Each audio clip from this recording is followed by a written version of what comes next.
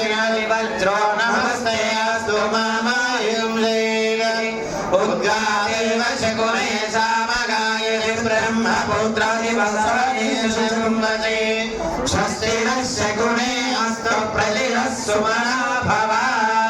ముందుగా పెళ్లి కొడుకుగా ఆహ్వానిస్తున్నాం. అందరూ కూడా గట్టిగా పలకండమ్మా. ఆడవాళ్ళు, మగవాళ్ళు, పిల్లలు, పెద్దలు అందరూ గట్టిగా పలకండి.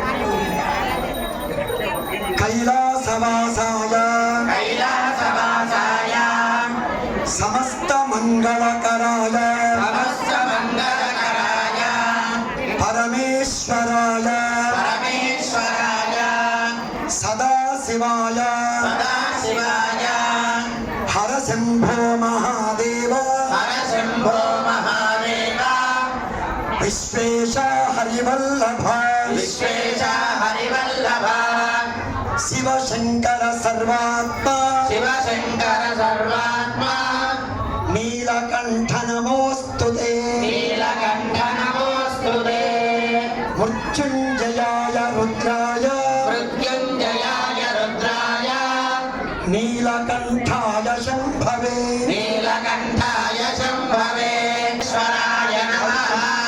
స్వాగతం స్వాగతం సుస్వాగతం సుస్వాగతం.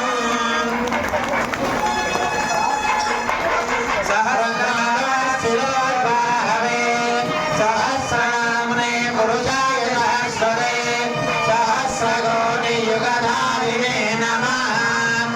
పాదారవిందయోః కుసుమాంగధగంధాన సకలారాధనైః సుచ్చితమస్తు.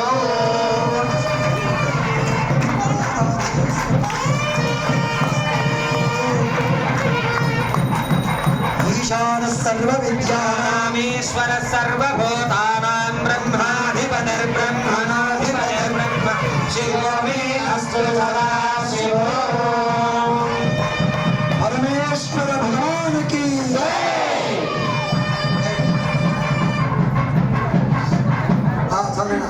మీరు ఇక్కడ గమనిస్తూ ఉన్నది కొద్దిగా. ఇక అమ్మవారిని ఆహ్వానిస్తున్నా. అందరు గట్టిగా పలకండమ్మా.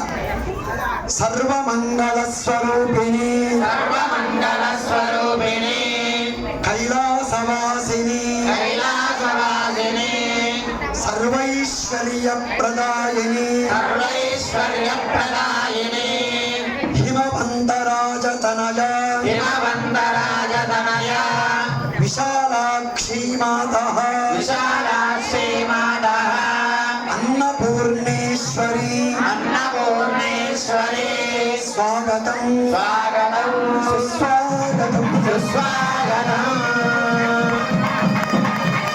ఓం సర్వాయ దేవాయ నమః.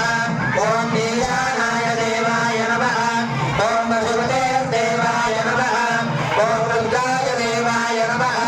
ఓం ఉగ్రాయ దేవాయ నమః. ఓం భీమాయ దేవాయ నమః. ఓం మహాదేవాయ నమః. ఓం భవస్వదేవస్య పత్రే నమః. ఓం సర్వస్య దేవస్య పత్రే నమః. ఓం ఈశానస్య దేవస్య పత్రే నమః. ఓం వసుదేవస్య పత్రే నమః. ఓం రుద్రస్య దేవస్య పత్రే నమః. ఓం ఉగ్రస్య దేవస్య పత్రే నమః. ఓం భీమస్య దేవస్య పత్రే నమః. ఓం మహాదేవస్య పత్రే నమః. అనుకుంటారు వానికి మళ్ళీ జన్మ ఉండదు. ఈ మూడు బాకీల్లో ఏ బాకీ ఉన్నా మళ్ళీ పుట్టాల్సిందే. ఎందుకంటే మేము చాలా మందిని గమనిస్తూ ఉంటాం. ఒక వయస్సు వచ్చేంత వరకు అసలు వాళ్ళు ఎక్కడికి పోతున్నారో, ఏం చేస్తున్నారో, అసలు వాళ్ళ భవిష్యత్తు ఎలా ఉంటుందో, వాళ్ళ జీవితం ఎట్లా పోతుందో తల్లిదండ్రులు భయపడి ఎలాడుతుంటారు.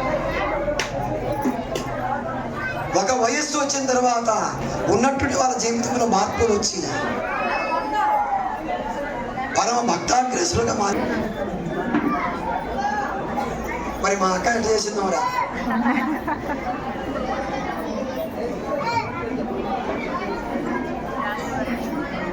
మరి అంతా అట్లా ఉండినారు. ఈ దేవాలయ నిర్మాణము అనుకున్న తర్వాత వాళ్ళ నాయన ఈ దేవాలయానికి చాలా సేవ చేశారు. ఆవుల కిష్టయ్య గారని మేము చిన్నప్పుడు మాకు గుర్తు. ఆ భిక్షాటన చేసి స్వామికి కైంకర్యాలు జరిపేవాడు. 3 రోజులు శ్రీరామ నవమికి 3 రోజులు బ్రహ్మాండంగా భజనలు, హరికథలు, మంచి మంచి హరికథలు చెప్పించారు.